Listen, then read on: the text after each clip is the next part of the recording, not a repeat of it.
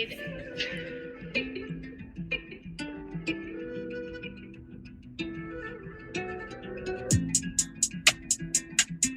Welcome back, everybody, to another episode of the Rugby Scoop podcast. I am not by myself, I'm with Hugh Griffin. How are things in the UK? How was the weekend? Yeah, how was everything? Yeah, all good, mate. Glad to be back after a week off. The weather is miserable here in the UK. But we're here, we've got the Sunday Scoop. Fantastic. See that you've taken heed of the weather conditions updates these past couple of weeks. In Amsterdam, I can tell you right now, it's partly cloudy, but it's not raining.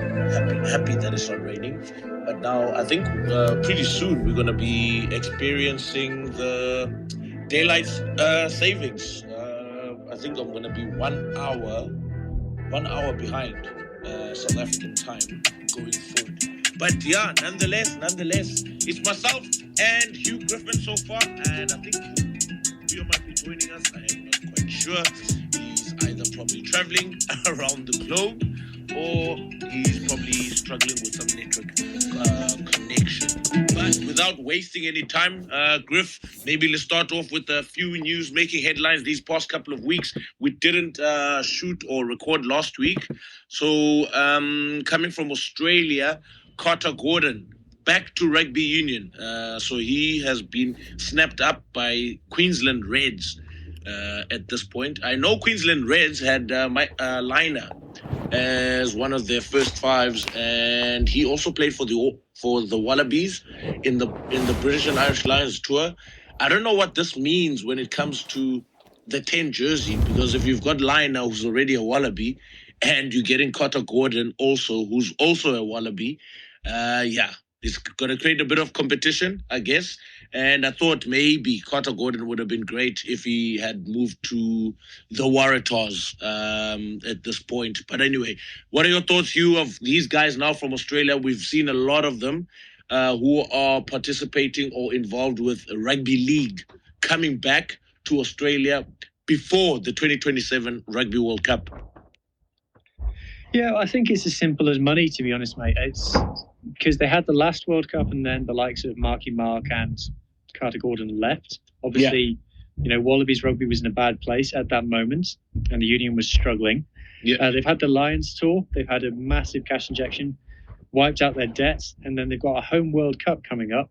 So I wouldn't be surprised if the likes of Marky Mark and Carter Gordon always kind of had it in their plans that they would have a couple of years in league, make a few quids, and then come back into union, because despite what people might think, like the record salary in NRL is something like €500,000, which, is still very high in rugby union, but there are players earning more than that in rugby union. So, yeah, in terms of Carter Gordon, like you said, he's coming back to the Reds with Tom Liner.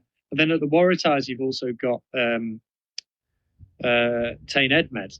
Yeah. And obviously at the Brumbies, you've got Noel Olisio. Oh, yeah. And then the Western Force, you've got Ben Donaldson, who obviously plays 15. But if you look at what Joe Schmidt's been doing with the 10 jersey, once Lolisio was out, he obviously brought in Tom Liner, who I don't think we can say that he's played well. He's a young guy, very early in his career, still learning the ropes. But I think you're hard pushed to say that he performed particularly well.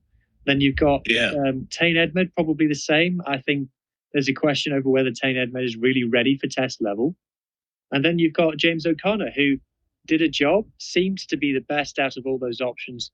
But Joe Schmidt doesn't want to pick him for whatever reason. He's trying to get someone else fit.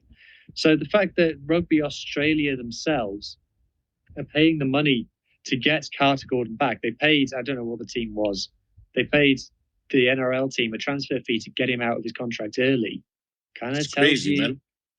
Desperate times. Yeah, it tells you what they think the situation with the 10 jersey is. No, fair. By the way, Carter Gordon, did he do particularly well for the Wallabies when he was at 10? I don't remember that people were singing his praises. Was it? I think he was under Eddie Jones, if I'm not mistaken. Because I don't remember him under who's the New Zealander guy now? I don't remember him under the New Zealand coach. But under Eddie Jones, he was selected. But obviously, we know how Australia had performed during that period as well. But now, moving on, not to stray away too far from Australia, Japan XV versus Australia A. Did you get to see the game? No, mate, only the scoreline. What is happening in Japan? I mean, Eddie Jones, or I don't know, man. I have no idea what Eddie Jones is doing over there, because sometimes the guys that actually play for the XV side are usually some of the guys that can double up and play for the national team in Japan. But to cop 71 points to 7, there's something not right that's happening in Japan. And I think the reason I'm bringing this conversation up, you've mentioned it a few times in our previous chats regarding the Japanese League One and what's currently happening over there regarding player quality, match. I mean, at this point, is Japan or are the Japanese league teams competitive enough for Japan to be strong enough to compete against your Australians or your New Zealanders, your South Africans? Look, I think everybody who goes over to Japan says it's great and everybody enjoys themselves over there. There's clearly great players over there. There's clearly great coaches over there.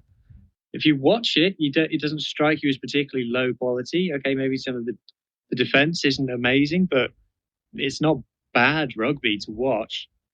But yeah, to cop 70 against Australia A, I know there are some experienced players in that Australia A team, but 70? Yeah. Really? Yeah. It's kind of what's going on here. It shouldn't be. There's no explanation for the gap. That's crazy. Big. That's really crazy.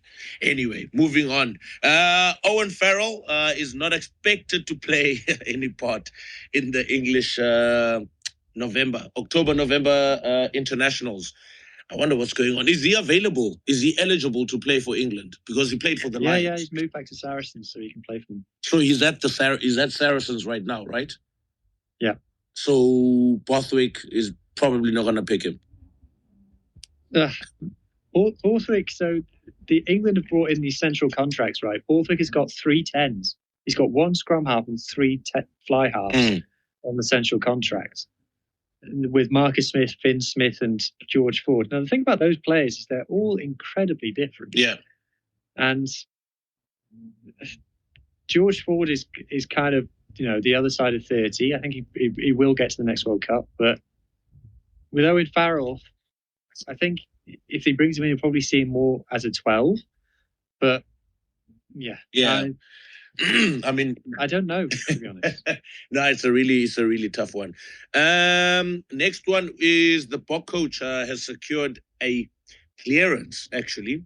So Rassie Rasmus has reached out to SARU, South African Rugby Union, and the Japanese League One teams to release some of the players to be available for the Welsh test and also for the Japanese test. I think Springboks are playing Japan in 2 weeks from now, if I'm not mistaken.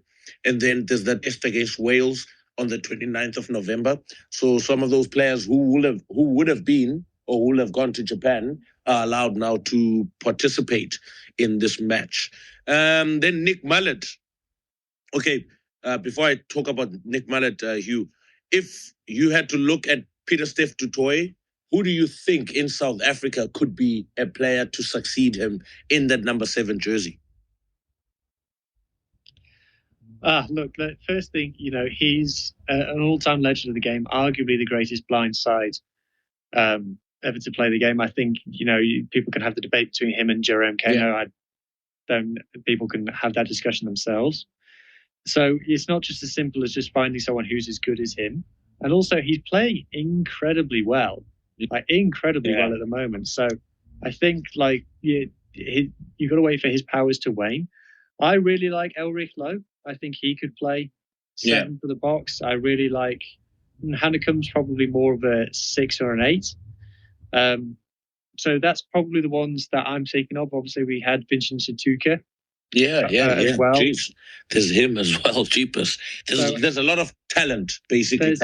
There's talent there. Ruin Nokia has been playing 7 for the Bulls as well towards the end of last season. I don't necessarily think that that's the right option. I think it's an option. So I think we're looking at, you've got to wait for Peter-Steph to start to decline, which hasn't happened yet. And you've got to look and see who takes the opportunity when they get one. Yeah. Before Elric Lowe got his long-term injury, I was a huge fan of him. So I would like to see him get back to that level. The Sheriff. So Nick Mullet also agrees with those views as well. So he thinks either Elric Lowe or Cameron Hanekom will be the 2 players who are likely to succeed Peter du Toit. Cheetahs, can you believe it? The Cheetahs suffered a 1-point loss against a Black Lion. The Cheetahs... I didn't know that game happened. That's cool. That was on Friday in Bloemfontein. That's why So the Cheetahs beat Georgia but lost to Black Lion. Yeah, that's crazy, right? That's why Jade is not available today, because the Cheetahs lost at home. The Cheetahs lost at home against Black Lion, Black Lion is a Georgian rugby team, club team. And yeah, they're very good, actually. I mean, there's a competition here in Europe called the Super Cup, and Black Lion was part of that at once upon a time. But they used to win by like 40, 50 points against everyone. So the Netherlands has a team called Delta. It's like putting people together around the clubs, and also just trying to get the youngsters a bit of opportunity playing international games and getting a feel of international rugby as well. Paraguay, Hugh, I don't know, because you follow a bit of South American football, South American rugby, right? Paraguay booked their place into the World Cup repechage tournament this November. So they defeated Brazil 31-24, which is quite a crazy win, I guess, for Paraguay. I mean, South America is, guys, let's keep an eye on South American countries. Chile is pretty decent. Argentina, we know they're good.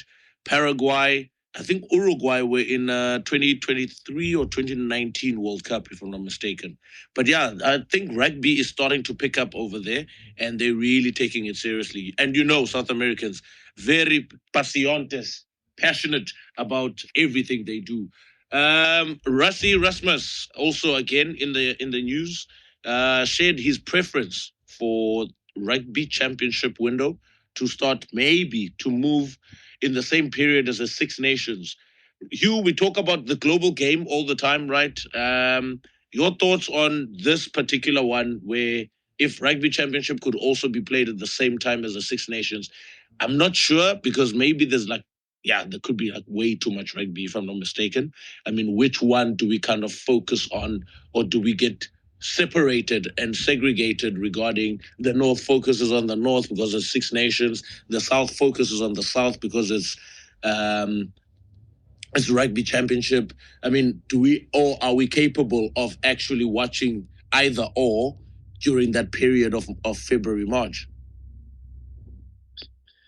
It's from a viewer's point of view, it would be annoying having the Rugby Championship and the Six Nations on at the same time. Yeah. I think from a proper hardcore rugby fan who would watch both, it would be a bit overwhelming, especially social media, everyone talking about New Zealand versus New Zealand versus South Africa on the same weekend as England versus France. Yeah. It would just be too much. Agreed. Obviously, Rassie wants it because he's got his players spread across both hemispheres at the moment. So he wants his players to have an off season, which they don't currently have. I just don't see why New Zealand and Australia would agree to having the Rugby Championship before Super Rugby. That doesn't make any sense to me. Why would you open your season with internationals? That just doesn't. I can't see them going along with that. Yeah, fair enough. Now, kicking things off, URC, the best league. Oh my goodness. We're covering everything, guys. Don't worry. We're covering everything. Bumelelo, your Sharks, my friend. crazy times. Scrumming flower of your Stormers, solid form. Solid form. But there's one team that no one is literally paying attention to, and they pulled off one of their biggest wins against their rivals, Munster, Clayton McMillan. But before that, Hugh, give me your thoughts on this weekend regarding the games that you've seen and the results that you've seen. And maybe we can break down the Munster game and then touch on the South African sides after that. Okay, yeah. So the Munster-Leinster game was the big one. I think the stat from the weekend is out of 8 games, there were 6 away victories, which is very unusual. Wow. The Italians copping a couple of heavy losses, which is a bit disappointing after they started the season quite strongly. I think Benetton rotated their team for their game and came away with a poor result. I think Connacht should be disappointed with their result as well. And obviously the Welsh team's not doing great. The derby between Dragons and Cardiff was a tough watch, and I think that a lot of that had to do with the referee, which will, say no more. But I think he had a negative impact. No, on the game as a we must spectacle. We must discuss. Yeah. So the big one was Munster versus Leinster, and after the Ireland squad was named in the week with 21 Leinster players and 4 Munster players. That's a bad look now, and it's almost gotten a bit. It's gotten to the point now with the Irish 10 debate where it's like, are we still talking about this? Is it still going on? But then you have a moment like they play against each other, and Jack Crowley puts on a masterclass. Bro, and Sam Prendergast was anonymous. That was incredible. And so you have to call it like you see it and say, look, if we are having this debate, which we very much are, then one guy is clearly playing better than the other. Yeah. So is Crowley first of all selected in the team? In the squad? Yeah, he's in the squad. Okay. Yeah. That's interesting. But anyway, what do you think of Clayton McMillan now? I mean, he's 3 from 3 and he looks unstoppable. Or 4 from 4, sorry. And he looks unstoppable. I mean, if we look at the 2 best sides or 3 best sides in this competition alone, I would say so far, the Stormers are really looking solid and Munster are really looking solid. These 2 sides are probably, if they continue in this form, because we know there's that December and then there's the break and then there's January. It's a totally different story once you hit January, February, March, because there's also those internationals that come through for Six Nation players as well. And depending on how many players Munster lose to national, national duty for Ireland, if they don't lose a lot of players, they can still be competitive. Because I think after that period, that's when some of those teams come down to South Africa in the back end of URC, right? Yeah. So Clayton McMillan is coming in and done this incredible job. He had he had the Super Rugby final at the end of June. Yeah. And then he comes into the URC at the end of September. And if you look at some other coaches around the league who have come in and had more time, more of a pre-season, and have had less of an impact, Scoop, I'll come to that in a second, but it's impressive. And they had a couple of results, their 2 home games so far against Cardiff and Edinburgh. Narrow wins where you could argue they got a bit lucky. Okay. In terms of the opposition missing kicks and things. So you came off the first 3 rounds and you're like, okay, how good are they? Have they been a bit fortunate? And if they'd have lost this game, you'd have said, they got lucky in their first games. They were never that good. But now, because of the result, you'd say, no, they were just a good team, finding a way to win when it mattered. And then now they've turned up in the biggest game, Leinster away. Yeah. So you have to give all the credit to them. Yeah. Stormers, I think, 4 tries conceded in 4 games. There's nothing to be sniffed at. That's very impressive. Yeah. If you look at the opposition that they've played, I think nilling Leinster in the first game was a big shock. No one really expected that. Other than that, they've had quite favourable fixtures in terms of 2 Welsh teams and Zebra. Now, Zebra have been playing well at home in the opening rounds, but so to do a job quite comfortably on them is impressive. I think the thing that all South African teams have leveled up this season. Bulls were good at this last season, the rest not so much. But now certainly Stormers and Sharks, the scrum, man, is just absolutely devastating. Absolutely devastating. Shoving teams off their own ball for fun. Yeah. And this is with scrum halves feeding the ball into the second row. Yeah. They're still getting shoved off it. Yeah. It's incredible. So the South African teams have gone up a level again. They were already the best, but they're now up on a level at scrum time. And I think Dobbo has to be commended. You know, he's a guy who's gotten a lot of stick, including from me. And he has to be commended in that I think he's made some calls on selection. Yeah. I think he's brought in some younger guys at the right time, and they're performing for him. And it's still, like I said, they've not had the hardest games, and they're getting the job done. And they're still not perfect. They're still making a lot of mistakes, but they're getting the results. And, you know, the points difference speaks for itself. So clearly, Scoop, what we have learned is that the URC champion wears Adidas. Munster.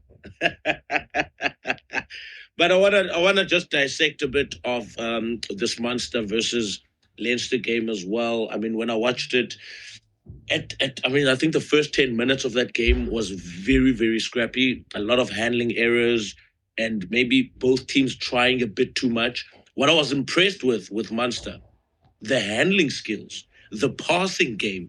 I mean, how many back passes did you see in that game from Munster? Incredible. But nonetheless, I think the skill level as well has also just improved a tad bit from the Munster side in terms of just individual players being able to beat that one-on-one player, making that ball available, gaining ground, going over the advantage line. But their game tactic for this game was very clear. Because Leinster are using the Ninaba defense system. Do you see how many times Crowley was kicking over the backs? First half. Yeah. He put on a masterclass. It was like a TED talk. Yes. How to play the Unaba defense. He was really, really trying to break it down. Cross kick pass, chipping over the backs, grabber here, grabber there, back pass here, back pass. It was incredible to watch because the thing is, it kind of made Leinster also kind of second guess themselves now on defense because they weren't sure what Crowley was going to do with first phase ball, or maybe after 5-6 phases, they weren't sure what he was going to do with the ball in those scenarios. And at times he would run, and at times he would pass, and at times he would kick. I thought that was very good. I was very impressed, thoroughly impressed by that, and really, truly deserved win by Munster in this game. Going back to the Stormers, and I think what's his name, Dobbo. There was a lot of talk around how much emphasis they're going to put into this season as the Stormers. I know Vuyo sent us a message in the WhatsApp group about how maybe the Stormers, and how maybe because Dobbo has one fly half now and he's just gone out and said, okay, you know what, guys, we've got 110 and he will lead us, and this is the direction we're going. There's no two ways about it, because last year, you know, there was either Sacha here, there was either Mani here, there was either Willemse there, you know. Maybe there was a bit of a mismatch and a bit of confusion at times. But now it seems like this team as well, even if Sacha was not available, maybe the first or two rounds, but you can see that there's a quarterback in Sacha in this Stormer side as well, right? He leads from the front. He takes the ball. We know what he's capable of. Takes the ball up, but is a real true fly half that is capable of taking the Stormers team to the final, if and only if he stays fit, and only if he's a fly off that's on his feet, not on the ground all the time. Because maybe one or two things where teams can nitpick and be like, oh, we see where the flaws are. Maybe we'll start poking here and there just to take him off his game a bit. Because I mean, you see how many clips they've guys have been showing on the social, where he maybe just gets a little nudge here, a little push there, and he really gets involved a bit. But it doesn't seem to deter him yet. it doesn't seem to deter him at all in his initial game. But maybe one or two things, or one or two teams might pay attention to those and maybe start poking him every now and again. Going to Blue Bulls. Going to the Blue Bulls. I don't know with the Blue Bulls, man. It's kind of tough to see what direction they're going. And obviously looking at their results, yes, they've won maybe here and there comfortably, but I don't know, man. It was a close one against Connacht yesterday, for example, but it was an away win, which counts, right? And to win your games away is very crucial in this competition. We all know this. And also taking bonus points at home is very important, because at the back end of the season, it's going to be tough, man. It's going to be very tough, because you've got the Investec Championship. Some teams, I don't think South African teams are actually paying attention, or would want to maybe put a lot of their eggs into this Investec basket. Maybe Investec Championship will be seen as let's give the other guys that are in a quote-unquote B-side, let's give them a run against all these other international teams. Give them some experience, and maybe next year, I don't know when South African teams will really take both competitions seriously, because we don't have the depth. They don't have the depth. They don't have the finances. But but now looking at them being partners, because now South Africa does get money, right, Hugh? Going forward from this season onwards, yeah? Yep, receiving competition money. Yeah, so at least then maybe we will see some form of new players coming through and bigger squads coming from a South African perspective, and then maybe then they can start competing. But the Sharks, Hugh, we need to talk about these Sharks. Toothless, or are they great whites? Well, I've seen some people on social media saying they want them to be Jake Whites. Look, there's nothing new to say, mate. There's nothing new to say. The only Springbok who plays well for the Sharks, well, he's like Sia Khaleesi and Ethan Hooker, and that's it. Yeah, it's time. It's nothing new to say. Listen to any discussion that we had about the Sharks last year. The problem is not the players. So what's the problem? There's only two things the problem can be. One of them is the players, and it's not that. So what's the problem? There's no new news here, Scoop. Yeah, but I mean, there was a moment when I was watching that game, man. I think the Sharks were on attack, and they were inside the Ulster 22. Like, there were 4 or 5 players standing, waiting to receive the ball from the breakdown, almost like setting up pods, but left and right. But there was only one player cleaning to make sure they get ball retention. And the guys standing on the pods had their hands on their hips, as if they knew this guy running by himself will have lost the ball through a pilfer or a jackal. And the ref actually did blow for a penalty for Ulster. But I was like, no, man, what attitude is this?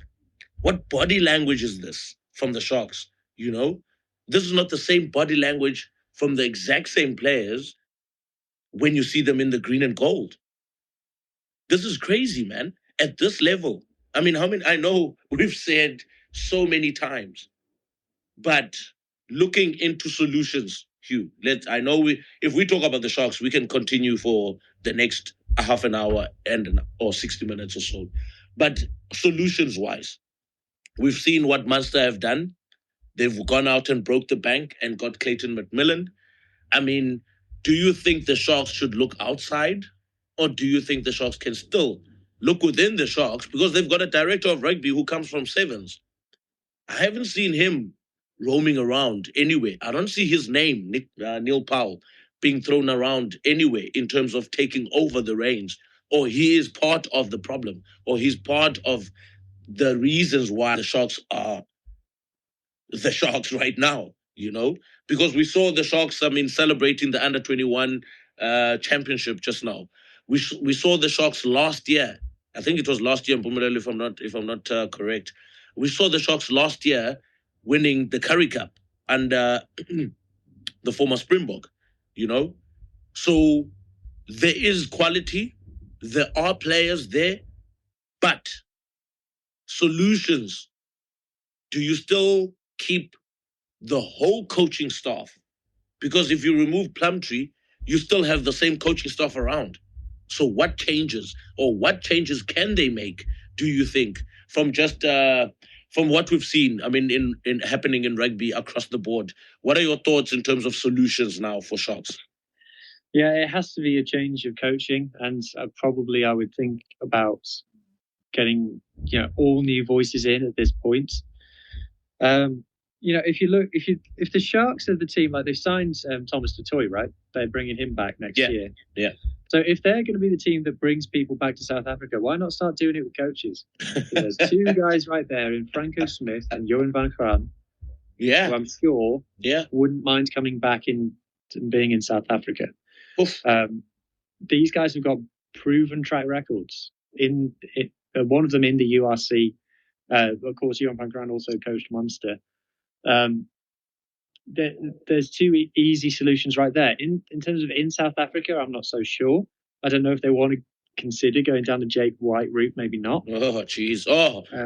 Before you even continue, Jake White is going to be at my old school at Selborne College now. So I don't think Jake White is interested in the Sharks. But anyway, continue. Okay. So those are kind of the obvious ones if they want to bring people back. Or, if they want to do a worldwide search for an elite level club coach, there's not many of them around now, But they had the team that's currently coaching Bordeaux to the top 14 finals and Champions Cup trophies. What's that guy's name? Something Brew or something, if I'm not mistaken. Yannick Brew. Yannick, yeah. And Noel McNamara as well. He's in charge of their attack. So, yeah, it's a tough one for the Sharks. So there needs someone in the building who's got the rugby IQ to come up with the identity of the team, and then someone to coach that identity. Because at the moment, I don't see an identity for the Sharks team. And when I look at the stats of what they play, how wide they go, you'd be shocked how wide the Sharks play. Wide all the time. Yeah. And is that the identity that suits these players? You need someone with the rugby IQ in the building to say, look, what players have we got and who can coach them to an identity that suits them? Yeah, no, this is a tough one. This is a real tough one when it comes to the Sharks. I mean, they've got Dave Williams, they've got Warren Whiteley, they've got Plumtree, they've got Neil Powell. I mean, if you told me this was the caliber of coaching staff that was going to any random team, I would say that looks pretty decent because these guys really know what they're doing, right? I know Dave Williams is very, he pays a lot of attention to detail. Used to work with him back at Hudson Park back in 2010, 11, somewhere along there. But I mean, he's very, he pays a lot of attention to detail, and he moved on to coach the first team there. And then he moved to Bath for a bit, and then Johan van Graan came, but then he was subjected to come back to the Sharks, and also called back to the Sharks because a few players within the Sharks wanted him back, by the way. So, yeah, there's also a bit of that. But in terms of maybe authority, maybe it's a difficult spot for John Plumtree to be looking after. I mean, yeah, John Plumtree is a seasoned coach, man. He's coached an era of John Smith, when John Smith was the captain of the Springboks. And the Sharks went on to play Super Rugby final where they lost it by on the buzzer with Brian Abana scoring really, I don't know. That try came out of nowhere, basically. So they've got, I mean, Plumtree is, he's got some seniority and authority, but it doesn't feel like the guys on the field are doing what is asked of them during training sessions, if that makes sense. It feels like they will be training one thing during the week, and then come game time, it's a matter of, let's see how we feel about doing X or doing Y, it doesn't look like it was structured, because when you look at Ulster and the way they were playing, solid on D, connected on D, making sure that they put the Sharks under pressure up front with their carries around the edge as well. There was a game plan, there was structure, there was a pattern on display.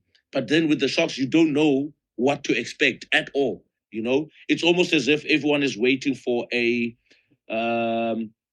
one of the stars to kind of break the line and score a try, or a brilliant try. It's one of those. It looks like one of those teams back in high school where you had that one fast winger at under 14. You knew if he got the ball, he's going to beat 10, 12 guys by himself. So you just swing the ball to the wing and he scores tries. So it almost feels like that in a way when you watch the Sharks. They're looking for someone to kind of maybe do something special, like an Ethan Hooker who can, quote unquote, maybe do something special. But they've got Julius or Juris, the center. He also needs a bit of support, man. He needs someone who's also going to create the space for him to excel at 13. He's a very talented player, Pepsi Buthelezi versus Trokkie yesterday. Bumelelo, I think Trokkie is really looking good. He's really looking solid at 8 for Ulster. Last week against the Bulls, unstoppable. This week against the Sharks, unstoppable. He's really, really, really doing well for himself, to be honest, Trokkie in this case. But obviously going on, Hugh, with other results in URC, the Ospreys, Scarlets, talk to me. Cardiff is the only team that did well. I don't want to talk about it. They all lost, even the ones who win lost. Obviously, Cardiff won because they were playing another Welsh team. Yeah. Scarlets were absolutely dreadful, unbelievable, gone backwards. Same players, same coaches, way worse than last year. It doesn't make any sense. It's like they all forgot what they were doing. Then Ospreys, hammered at home by Glasgow. Clear deficit in quality between those two teams. And then, Cardiff, I think Cardiff will be pleased with how their season has started. I think, if you look at the points tally they've accrued from the fixtures they've had, I think all of their fans, all of their coaches, all of their players will have taken that. So, let's hope for the sake of the competition that they continue to be the representative Welsh team. But that's about all there is to be happy about. Okay. No, fair enough. And then looking into the Welsh now, just the rugby aspect, new coach. You've kept your caretaker coach as assistant coach. Have you guys mentioned or named your squad going into the autumn series? Next week. Are you looking for anyone to be included into this? Do you know what it is, Scoop? The Welsh rugby is so miserable at the moment, and it's from everywhere. It's the fans, it's the media, it's the union, it's the teams. That I was trying to think who I tried to pick in my head the Welsh 15. Yeah. The other day, and I was like, it's something I just don't care. Like who plays loose head prop? I don't care. Who's playing tight heads? It doesn't make any difference. Like they've all got flaws. They've all got strengths and weaknesses. Like I was trying to think, like the even the back row. It's like I've got my opinions of who's the best, but like the second row is just bad options at this point. Without being horrible to these guys, but there's all guys who we've seen, and we've seen them do good things, and we've seen them do bad things, and we've all kind of arrived at the conclusion that they're probably not good enough. But there's no one else. So great. So what are we supposed to do then? So no, I don't think. I think probably Tom Bowen, who plays for Cardiff, the winger, has scoring tries for fun at the moment. Real gas. But then wing is probably the one area. It's like, well, who are you dropping then? Are you dropping Josh Adams? Lewis Rees-Zammit is back. Blair Murray. Tom Rogers has been playing well when he's had an opportunity. Yeah, I like Rogers actually. Yeah, so it's kind of like. So great. Wing is not where we need players. Yeah. So if we get an exciting wingers coming through, that doesn't excite me because that's not going to solve any of Wales's problems. Yeah. Forward pack. forward pack. But I was going to ask, does Louis Rees-Zammit slot in immediately without hesitation? I think so. Okay, fair enough. I think so. I think I'd consider playing him at fullback, to be honest. Yeah, fair. I mean, who is the current fullback now? Blair Murray. He's played well. He was breakthrough player of the year last year, but he's not good enough in the air. He needs to work on his aerial skills. And in this economy, you need back three players who are good in the air. Tom Rogers is that. Josh Adams can do it, although he had a tough game on Friday night. And then obviously Louis Rees-Zammit's got the height. So, okay, that's kind of where I'm thinking. Fair enough. Two topics we need to touch on now. Hugh, you've seen Cameron Hanekom. You've seen Ivan Roos. Now, I don't know how much you've seen of Joano Augustus, or Augustus, as they call him. We call him Trokkie in South Africa. He's a big truck who carries men on his back. The 8th man now for Ulster. My thought, obviously I did put this out there on the socials as well. My thought, Trokkie at 1, Roos at 2, Hanekom at 3. How much have you seen of Trokkie, and what are your thoughts regarding this player so far, if you've watched him so far? I haven't seen tons and tons of him. Obviously, from what I've seen, I've been impressed, and I hear and I see all the other people talking about him and what he's achieved and how well he's playing, not just recently for Ulster, but also when he was at Northampton. Yes. So there's clearly a player there. Clearly, physically, he looks like an 8. Jesus, out of all of those, I would say that he's the one who you'd say, number 8. Look, Razzie's not going to pick Roos. He doesn't like him. He doesn't rate him. You always have this with coaches. People are still hopeful. Cape Town people are still hopeful, Hugh. Cape Town people are still hopeful. With players from everywhere in the world, every national team will find a player who's playing well at club level, but the national team coach just doesn't rate him. And that's the end of that. So I would say that Hanekom, I've still got a feeling that Hanekom will end up as a 6, because he's built incredibly powerfully, but I wonder if he's carrying too much weight, if that makes sense. That's contributing as to why he keeps getting injured, because he's not at a comfortable weight for himself. Yeah, I don't know. Point. That's just a theory, but so I think probably out of those, I'd like to see Trokkie get given a chance, because I'm not sure how much of a chance he's had. He might have had a bit of a cameo in one of the July tests, but other than that, I'm not. No, he was in the squad, and then apparently he had to go back to Ireland for some residency thing. So he had to stay for a certain period for him to qualify to play or something like that. Some logistical stuff, because then he didn't end up. Because, the Springboks have Chituka. There is now Trokkie, who was also involved in the squad. There's Pep Sibutelezi. There is Chituka. Oh, I've already mentioned Chituka. There's Roos. There's Hanekom. There's Elrich Low. That's 6. And then what's his name? Cobus Visa as well. They can use him as either a blind side or an 8. That's 7 players who are all more than capable of slotting into that Bok jersey. Rassie did try and throw who's this kid now? Cobus Visa at 8 when they were in trouble. I think they didn't have anyone else at that point. But there's all of these guys, because the policies are going to leave. Peter Steff is going to leave. Who else is there? The other Visa will probably be around for maybe another 3 or 4 years or so. But going forward, out of these names I've mentioned, who sticks out as a really good 8 in the Springbok setup? Well, we saw the impact that Jasper Visa had when he came back, and how the whole team kind of got better when he started playing. So I think it's probably the problem area for the Boks. I'm trying to remember. I'm sure there's someone we're forgetting who played 8 for them recently, who we're not talking about. Quacker Smith. Oh yeah, Quacker. Oof. No, yeah, we know that's not the answer. So.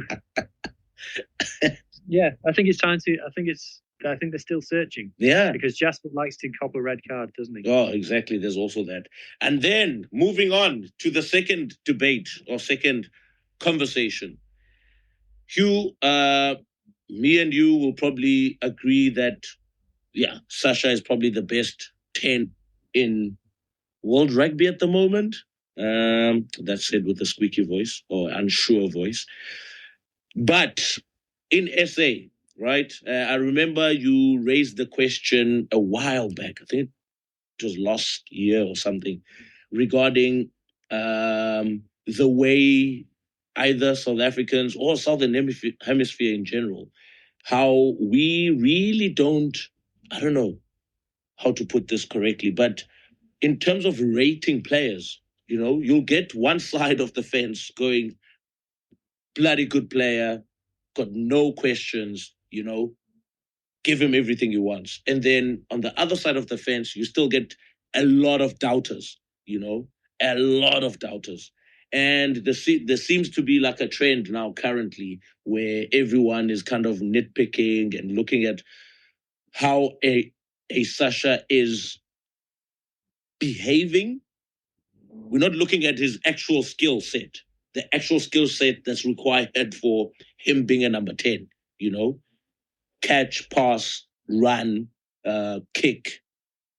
No one is looking at those things, but everyone is looking at other aspects of maybe him having this Michael Jordan-esque aura or Michael Jordan-esque way about him, the way he carries himself. He's a confident boy. I mean, there's no doubt about it. It's a confident boy. And me, as a person who watches maybe a lot of American sports, if you watch any basketball game, for example, right, every single player on that court is carrying themselves exactly the same way Sacha is carrying himself currently. And maybe South Africa, we are very conservative. I don't know what it is. But what are your thoughts on players? Because, I mean, for example, a Louis Rees-Zammit, for example, would you say Wales was divided on his ability as a player? Yeah, look, as soon as you get someone who, sticks their head up, if you stand up like a nail, then you'll be hit with the hammer, obviously. And I think there's a bit of that going on. I think there's a bit of a pushback because the Sacha hype got quite crazy. And maybe people have felt that he's being, compared to all-time greats already when he's still, less than 20 caps? Yeah. Less than 20 caps. I do think that there are areas of his game that he needs to work on. I would say if I was his manager, I would say never lose your confidence. Never, ever apologize for being you, or never lose that arrogance, because that's what you need as sports, as an elite athlete. Yeah. You need that. So I would say don't change that. I would say maybe think about, do you need to be in every ruck? Do you need to make every tackle? Look at your injury record. What's behind that. I would say let's maybe look at your passing and distribution game, because your running game is incredible. Your kicking game is incredible. Yeah. So that leaves, I think, potential development in terms of, watch some tapes of Finn Russell, see how he passes the ball. Let's see you floating some absolutely beautiful, incredible try assists instead of scoring all the tries yourself every now and again. Yeah. That's kind of what I would be saying to him. He doesn't have to listen to me. What the hell do I know? But not fair. I think when you get someone who sticks their head up, you're going to get people wanting to knock him back down again. So long as his coaches have a clear vision of what they want from him, that's all that matters. And I would say that, worry about other stuff. But this is the attitude that you're going to get. It's not just a rugby thing. It's not just a South Africa thing.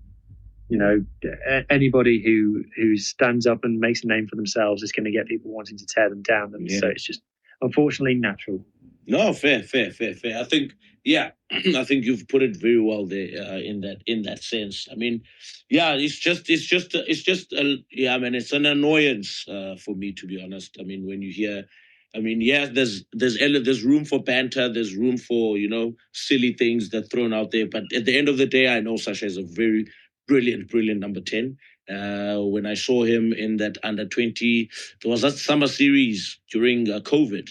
where the South African under-20 team traveled to Europe to play all the Six Nations teams, and they came back unbeaten and they beat everybody. And he was just a standout player, man, in that competition alone, right? And you always knew that, yeah, he's going to do something special. And once he started playing for Western Province, and I like the fact that Dobo also didn't like throwing in the deep end immediately, because he did play Currie Cup, for example, and he was playing at 12, I think, a few games, and at 10 at that game, at 15 at that game. And even when he came into the Stormers, he was also thrown around a bit in terms of 15 here, 12 there, 10 there. And now he's kind of like, 10, nothing else but number 10, which is good. Because then I think the things you mentioned, Hugh, this is when now he'll probably start learning and carving the nitty-gritty detail that's required for him to become the best 10 that he can be, right? I mean, there's still more of him. We still have another 10 years of Sacha, so it's still early days. But yeah, so for me as well, in terms of confidence, you must never change, never, ever change his ways, because that's who he is at the end of the day. All we can do is make opinions and comment.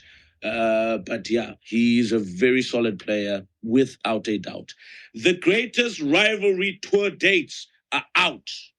This is like the British and Irish Lions tour, but New Zealand are traveling to South Africa. 2026. We cannot wait. We cannot wait for this rivalry. They'll be playing 4 tests. I don't understand why, but they'll be playing 4 tests. Hugh, did you see the dates have been released for this 2026? There won't be Rugby Championship, but what are your thoughts of this greatest rivalry tour? Because the New Zealand team will have to bring, I think, a squad of over 40 people. I think that means then the Allblacks XV side will probably accompany the current New Zealand end of the year tour side, roughly, give or take, rough. And we'll probably see a lot of youngsters, the pledges of this world coming through in this tour. But I mean, what are your thoughts of New Zealand coming to South Africa? 4 tests, and then midweek games against the Stormers, the Sharks, the Bulls. Who else is there? Cheetahs as well, I think. Bulls or Lions? Yeah, Lions. Lions. It's going to be overwhelming from a fan's point of view, isn't it? I mean, it's already bad enough these two play each other twice a year, and things get crazy on socials. 4 times a year. Why 4 times?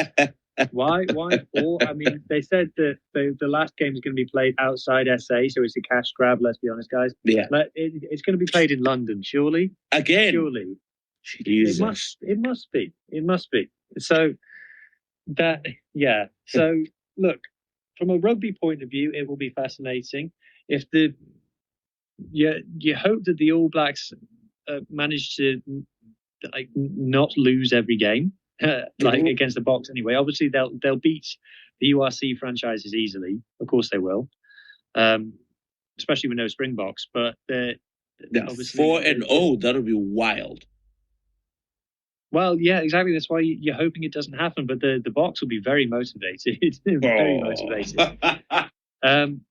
So, yeah, they're going to have to bring a lot of players. I think, in a kind of a way, I'll be more interested about how they use the kind of big week games against the small teams. Because with the Lions, they use those games to kind of try combinations, try test players and things who've never played together. These are players who've never played together, trying to get them to gel. So they use them as kind of warm-ups.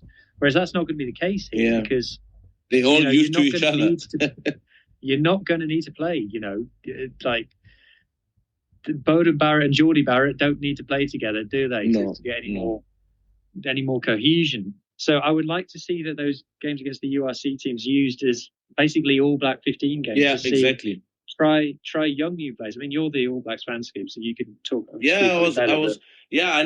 didn't actually think about the difference. Like, obviously, with the Lions, they've only been in camp for 2 or 3 weeks or 4 weeks or so before they go to the nation that they're touring to. So those midweek games are actually about combinations and finding combos. And if you play out of your skin, you probably get a nod to come and to crack it into the match day 23 on Saturday, right?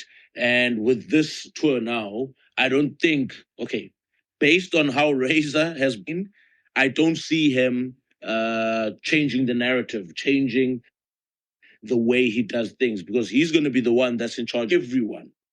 Every single person that's going to come on this tour, Razor's going to be in charge of them. And I would like to maybe see a Jamie Joseph come as a supporting cast into this tour, because this tour can be either great use of talent and coaching expertise. So there's a win-win, or it could be a win-win situation for the All Blacks. If they come over here, they win 2, they lose 2, it's still a draw at the end of the day, and also not losing by 40 points to 10. If they come here and they win all the midweek games, that's a positive. If they come here and they make sure they don't lose the series, that is a positive. But if they come here, they also need to understand and have an identity that they can take forward into 2027. Because this tour from next year kind of gives them a bit of a taste of the physicality that will be brought by the northern teams into Australia in 2027. Not that they will not have faced northern teams, but playing the South African sides, I think even the northern teams in URC kind of go, damn, it's a physical, brutal match. It's a physical, brutal contest, you know?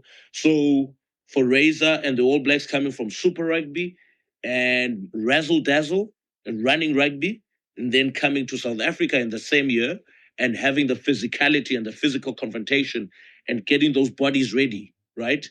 It will help them going forward. So, yeah, I think you mentioned a very good point there when you say the midweek games, they can just use them for the All Blacks XV guys. And then the Saturday games will definitely be a certain squad, unless someone really breaks through in these midweek games and really, or they suffer a lot of injuries, because we've seen how many injuries some of these teams are copying lately, and it's quite crazy what's happening in rugby, especially international stage. I think ideally what you want is in 15 years' time, you want to look back on All Blacks versus Stormers in this tour and see some of the names in that team sheet and go, wow, look at what these guys have gone on to do since then on both sides, on both South African and All Black sides. You want to be going like, this was, we didn't know them then, but they got their opportunity in this game. Look at what they've gone on to achieve since. That's what you want to do. You want to see, in 15 years, someone shares the team sheet on social media and says, look at what this game, we didn't know what we were about to see. From both sides, that's what everybody wants. No, 100%. I fully agree. No, that's a great one. Good point there, Griff. But yeah, I think we've come to the end of this beautiful and wonderful discussion. Unless there's something else, Hugh, you maybe wanted to chime in there. Anything happening on your pods in this week coming? French top 14 is back. So Toulouse, man, what's happening? Champions. Yeah. But they don't look strong this season. they look okay at home. They look pretty unbeatable, but there are some teams playing some good rugby in the top 14 at the moment. You got Poa now top of the league. Yeah, and they beat Toulouse yesterday after the buzzer. Man. After the buzzer, you got Bayonne playing some incredible rugby at home again. Yeah. So I think just at home, everybody's turning up this season. There's a couple of really quite bad sides in the top 14, but it's fresh at the top at the moment. Okay. I think over the course of a season we've had round 7 of 26. Okay, so, fair. Still early days. Over the course of the season, we'll see Toulouse still pull away because they've just got that incredible depth that no one else has got. But yeah, it's at the moment it's exciting. No. One more question before we bounce. Any new talent coming through, first of all, that we might possibly see at the end of the year tour? We've got the South Africa versus France build-up. That's building up very nicely so far. Any new names that we might see or hear about coming into that test match, or it'll be same as all times, basically? There's this guy plays for Bayonne. He's the number 7 flank. He's called Esteban Capilla. He's got a sevens background. Oh. He's playing some unbelievable rugby, some absolutely beautiful rugby. And if Galtier wants to continue with the 7-1 split, and he wants a flanker who can play in the centres, this guy is got to be a dream come true. He's big, but his footwork and his footballing skills are absolutely immaculate. Huh, nice. Galtier, you need to have some minerals, my man. And looking forward to the Springboks versus France, because this one is a grudge match for this season. And the All Blacks against Ireland in Chicago. Autumn series. We cannot wait. But thank you very much, Hugh Griffin, for joining this afternoon. Thanks, guys, for listening in as well. It's always great to have you guys listening in and chiming in, and also putting your comments under this space. But yeah, see you guys next week, and hopefully the best teams are doing great in URC. Stormers, wonderful stuff. Munster, great stuff. Everyone else, you need to catch up. Cheers, guys. Have a wonderful Sunday. Good Sunday roast. And have a wonderful week, and see you next week. Cheers. Cheers, guys.